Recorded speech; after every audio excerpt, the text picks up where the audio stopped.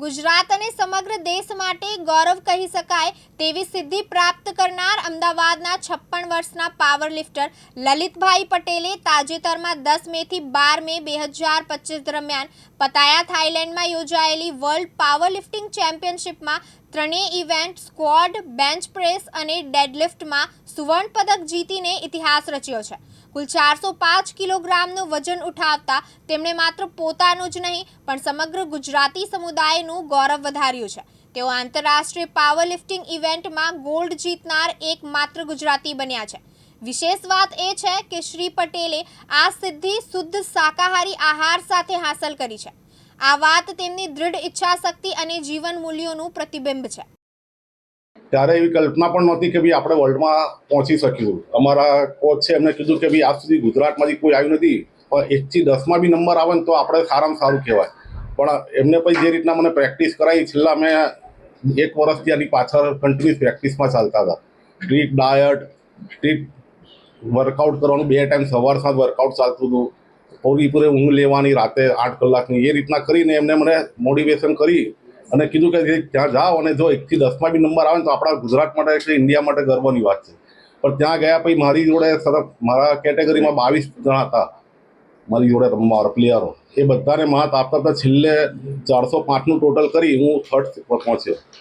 પતાયામાં થાઈલેન્ડમાં પતાયામાં competition હતી। 10 તારીખે અમારી વેટ કેટેગરી વજન રાઇસ ડિસ્ટ્રીબ્યુશન હતું મારું। કેટલી વજનની કેટેગરીમાં તમે? હા, કેટલા વજનની કેટેગરી? 393 કેટેગરી વજન, 83 પ્લસમાં હતું મારું। 87 વજન હતું ત્યારે। ખાસ કરીને પ્રોટીન મેળવવા માટે લોકો માંસાહારીનો ઉપયોગ કરતા હશે, પરંતુ આપણે શાકાહારીનો ઉપયોગ કરીને ખાસ આ જે આજના યુવાધન છે બધાને એક જ વસ્તુ કહો કે માંસાહારી થવું જરૂરી નથી કે નોનવેજની કોઈ જરૂર નથી। તમે આપણા કઠોળમાં કે આપણા વેજમાં બી એટલા જ પ્રોટીનના સ્ત્રોત છે, જેમ કે પનીર છે, ટોફુ છે, સોયાબીન છે, મગ છે, ચણા છે, આ બધી વસ્તુથી બી તમે પ્રોટીન ઇન્ટેક કરી શકો છો। દૂધ છે, માખણ છે, એ બધાથી બી તમે પ્રોટીન ઇન્ટેક કરી શકો છો। સવારે 6 વાગે હું મારી ઉઠી જવાની હતું। સવારે 6 વાગે ઉઠીને હું મારા જીમ પર જતો હતો, ત્યાં આગળ કાર્ડિયો કરું 1.5 કલાક કાર્ડિયો પછી વે પ્રોટીનનો 1 સ્કૂપ લેતો હતો।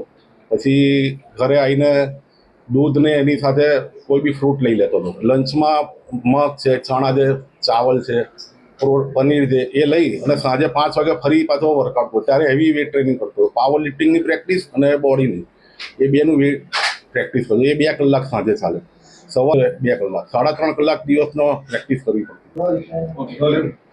મારું નામ રજનીકાંત પરમાર છે। હું બોડી બિલ્ડિંગમાં 5 વાર મિસ્ટર ઇન્ડિયા રહી ચૂક્યો છું।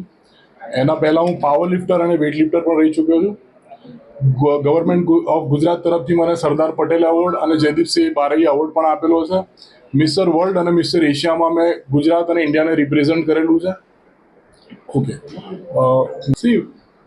અત્યારે આપણે જોવા જઈએ તો ચેમ્પિયનશિપ રિસેન્ટલી જીત્યા છે લલિતભાઈ પાવર લિફ્ટિંગની કોમ્પિટિશન। પણ એ શરૂઆતમાં જ્યારે આવ્યા હતા તો એમનું મેઇન જે ધગસ, ઉત્સાહ, ક્રેઝ જેમાં જવું તો એમનું મેઇન પેશન બોડી બિલ્ડિંગ હતું। એટલે શરૂઆત અમે બોડી બિલ્ડિંગથી કરી હતી અને ઇવન એ નેશનલ લેવલે બોડી બિલ્ડર પણ રહી ચૂક્યા છે।